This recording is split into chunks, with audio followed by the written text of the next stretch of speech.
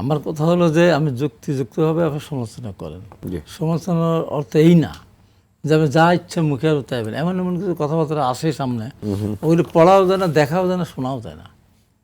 মানে ওলি কিন্তু 11 দলের একজন রাষ্ট্রপতি প্রার্থী, সে কিন্তু বলেছে যে এই যেসব সমালোচনা করে তাদের মা বাবার সেই পরিচয় নেই, পরিচয়হীন লোকের এটা করে, অসভ্যতার শেষ থাকে। তো এখন কথা হলো যে এই আমাদের গণভোটের যে ব্যাপারটা, আমি বারবার কিন্তু বলেছি এই গণভোট, সে যেটা বলেছে পরিষ্কার করে, যেগুলি আমার ঐক্যমত হয়েছে সেগুলি হ্যাঁ না ভোট হতে পারে।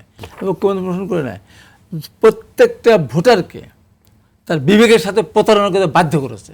আমি এই 4টা প্রসেস আমি একমত না, কিন্তু আমরা দলের প্রধান তো আমরা হ্যাঁ ভোটের জন্য বলেছি। ওই তো বলেছি, আমরা বলেছেন ওইটা কেন হয়েছে, যেমন নির্বাচন কমিশন, না সেগুলো না বোঝেন নাই, নির্বাচন কমিশনে আমরা হলফনামা দিই 25 লক্ষ টাকা বেশি আমরা খরচ দেখাতে পারবো না, খরচ তো করে আগে 10 কোটি 15 কোটি 20 কোটি, এটা বাধ্য করছে, তো নির্বাচন কমিশন বাধ্য করেছে।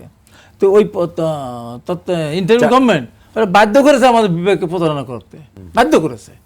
এই যে জিনিসগুলো, এখন কথা হলো যে আমি শেষ মন্তব্য এটা বলবো যে আমি চাই না যে এই যে ডিবি উঠে নিয়ে আসে না, আমি একটা দলের, আমি একটা জেলার আহ্বায়ক, আমি চেয়ারম্যান উপদেষ্টা, আমি নির্বাচন করেছি, আমার ওখানে ডিবি টেন্ডারের ওখান থেকে একটা সন্ত্রাসীরা মাস্টাররা একটা ছেলেকে ধরে নিয়ে গেল সকাল 9:30টায়, 4টার সময় ডিবির কাছে অস্ত্র দিয়ে ওই সন্ত্রাসীদের অস্ত্র দিয়ে ধরে দিল।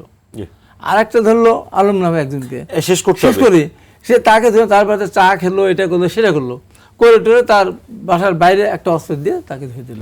এইটা চলতেছে, এই প্রশাসন এইটা থামাতে হবে, একবার তো আমি নিজে ভুক্তভোগী, আমি নিজে বলছি।